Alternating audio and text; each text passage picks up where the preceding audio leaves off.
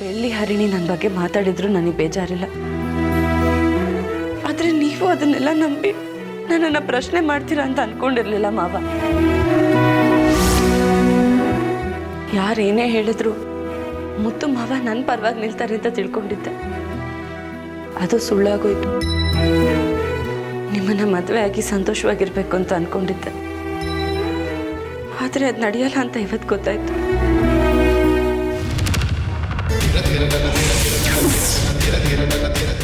ಏನಾಗ್ತಿದೆ ಮಾಯಾ? ಏನಾಯ್ತು ಮಾಯಾ? ಈ ಮನೆಯಿಂದ ಹೋಗ್ತಿದ್ದಾಗೆ ನನ್ನ ಪ್ರಾಣ ಹೋಗ್ಲಿ ಅಂತ ವಿಷ ಕುಡ್ದಿದ್ದೀನಿ ಮಾವ.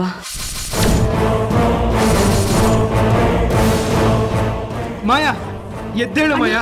ಮಾಯಾ ಹೇಳ್ತಿರೋದು ನಿಜ. ಅವಳು ನಿಜವಾಗ್ಲೂ ವಿಷ ಕುಡ್ಬಿಟ್ಟಿದ್ದಾಳೆ. ಮಾಯಾ ಎದ್ದೇಳು ಮಾಯಾ. ಮಾಯಾ ಹೇಳ್ತಿರೋದು ನಿಜ. ಅವಳು ನಿಜವಾಗ್ಲೂ ವಿಷ ಕುಡ್ಬಿಟ್ಟಿದ್ದಾಳೆ. ಮಾಯಾ ಮಾತಾಡು ಮಾಯಾ. ಮಾಯಾ ಚಿಕ್ಕಮ್ಮನ ನೊಂದ್ಕೊಂಡಿದ್ದಾರೆ, ಮಾತಾಡು ಮಾಯಾ.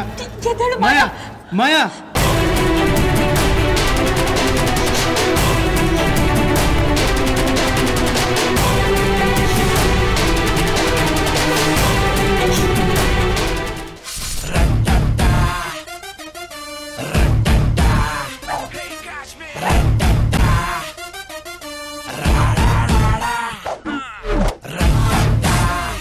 ಕೆಲ್ಸದವ್ರು ಯಾರು ಕಾಣಿಸ್ತಿಲ್ವಲ್ಲ, ಎಲ್ಲೋಗಿದ್ದಾರೆ?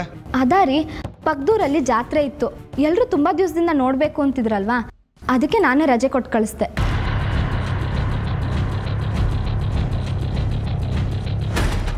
ಸರಿ, ಹೊರಡೋಣ. ಮನೆ ಬೀಗ ಹಾಕು. ಇಲ್ಲ ಅತ್ತೆ, ನಾನು ಮನೇಲೇ ಇರ್ತೀನಿ. ಸಿಲಿಂಡ್ರ್ ಅವ್ರು ಬರ್ತೀನಿ ಅಂತ ಹೇಳಿದ್ದಾರೆ. ಅದು ಅಲ್ಲದೆ ಮನೇಲಿ ಯಾರಾದರೂ ಇರಬೇಕಲ್ವಾ, ಅದಕ್ಕೆ ನಾನು ಇರ್ತೀನಿ. ಒಂಚೂರು ಮನೆ ಕೆಲಸ ಇದೆ, ಅದನ್ನೆಲ್ಲನೂ ಮುಗಿಸ್ಕೋತೀನಿ. ಇವಳು ಮಾತುಗೂ ನಡವಳಿಕೆಗೂ ಏನೋ ವ್ಯತ್ಯಾಸ ಇದೆಯಲ್ಲ.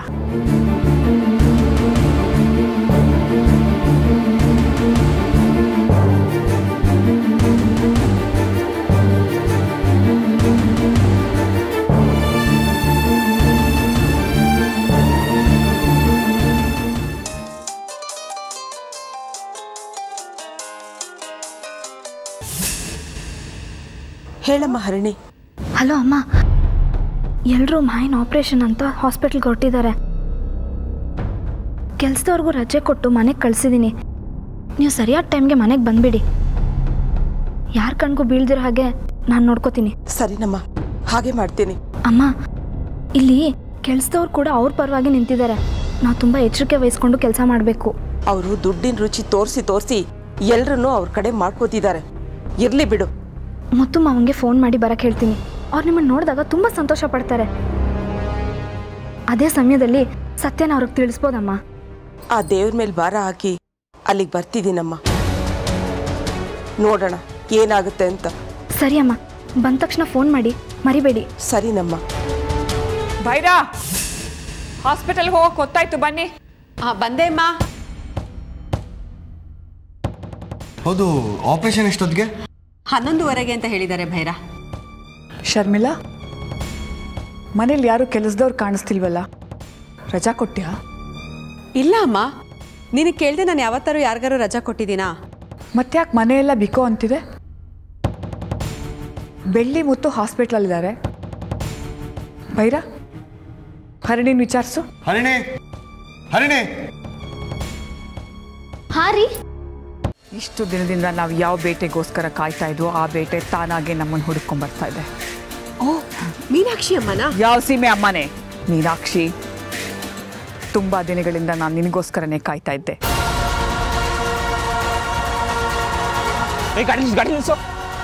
ಇವರೇ ಅಲ್ವಾ? ಇವರೇ ಕಣ. ಇವತ್ತು ಊರಿಗೆ ಬರ್ತಾ ಇದೆಯಾ?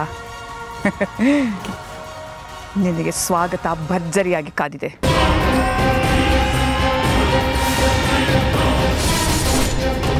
ನಾನು ಊರಿಗೆ ಕಾಲು ಇಡ್ತಿದ್ದಾಗ ಆ ರೌಡಿಗಳು ನನ್ನನ್ನು ನೋಡಿ ಓಡಿಸ್ಕೊಂಡು ಬರ್ತಿದ್ದಾರೆ.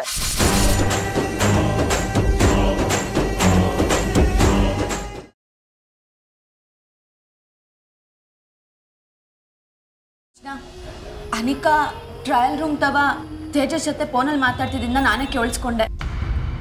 ಅವಳು ಯಾವುದೋ ವಿಡಿಯೋ ಮಾಡಿಕೊಂಡು ನಿಮ್ಮಮ್ಮನ ಬ್ಲ್ಯಾಕ್ ಮೇಲ್ ಮಾಡ್ತಾವಳೆ ರಚನಾ.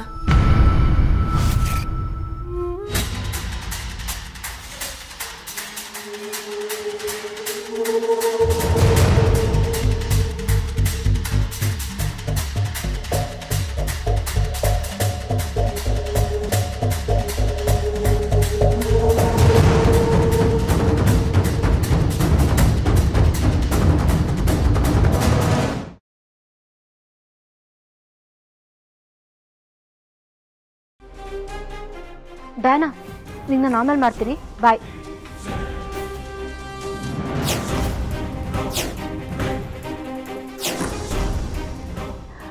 ಇವಳೇ ಅಲ್ವಾ ನಿಮ್ಮ ಯಜಮಾನ್ರ ಜೊತೆ ಅವತ್ತು ಕೋರ್ಟಿಗೆ ಬಂದಿದ್ದು?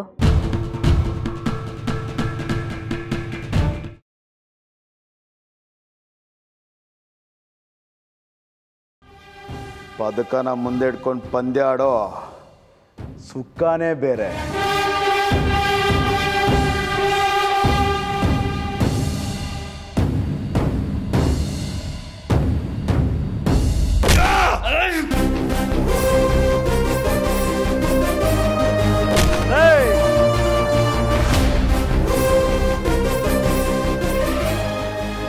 ಅದಕ್ಕ ಅಲ್ಲ ಕಲ್ಲ,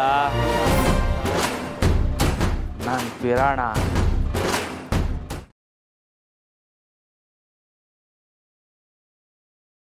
ಆ ಮಹಾತಾಯಿ ಕಣ್ಣಿಗೆ ನೀನೇನಾದ್ರೂ ಬಿದ್ದೆ ಸುಟ್ಟು ಭಸ್ಮ ಆಗೋಗ್ತೀಯ. ಹಾಗಿದ್ರೆ ನಿನ್ನ ಆ ಮಹಾತಾಯಿಗೆ ಕಣ್ಬಿಟ್ಟು ನೋಡೋದಕ್ಕೆ ಹೇಳು. ಅದು ಹೇಗೆ ನನ್ನನ್ನು ಸುಟ್ಟು ಹಾಕ್ತಾಳೆ ನಾನು ನೋಡೇ ಬಿಡ್ತೇನೆ.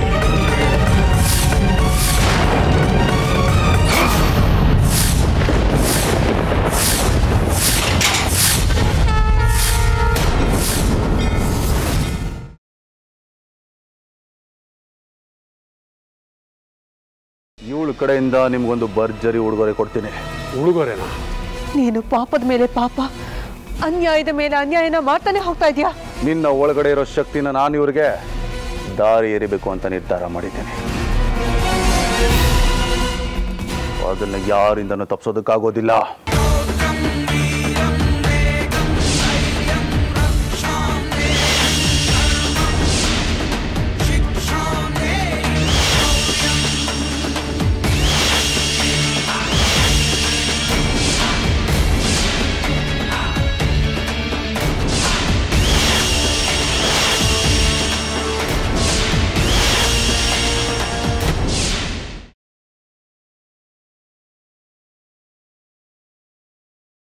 ಅಲಕ್ಕಿ ನುಡಿತೈತವ ಅಲಕ್ಕಿ. ಈ ಮನೆಯಾಗ ಒಂದು ತೊಟ್ಲು ಕಟ್ಟೈತಿ, ಒಂದು ಮಗುವಿನ ಕೂಗು ಕೇಳ್ತೈತವ. ಈ ಮನೆಯಾಗ ಹುಟ್ಟೋಕ್ ಬಂದ ಕೊನೆ ಮಗು ಆಗ್ತಾ ತಾಯಿ.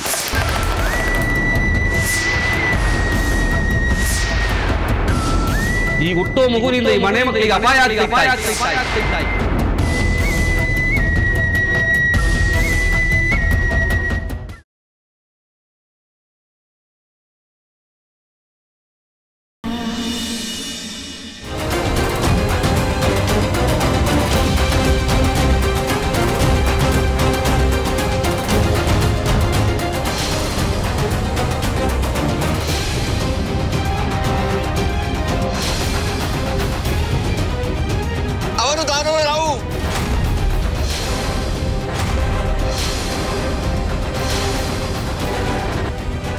ನಾನು ಅಮೃತವನ್ನು ಕುಡಿದು ಬಿಟ್ಟೆ, ನಾನು ಅವರನ್ನಾಗಿ ಬಿಟ್ಟೆ. ವಿಷ್ಣು,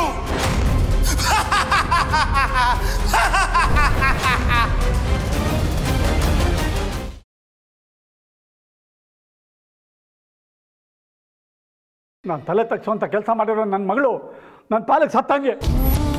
ಅಪ್ಪ, ಇವತ್ತು ಅಡುಗೆ ಮಾಡಿದ್ ಮಾತ್ರ ನೀನಲ್ಲ, ನಿಜ ಬಬ್ಳು ಹೇಗ್ ಮಾಡ್ದೆ?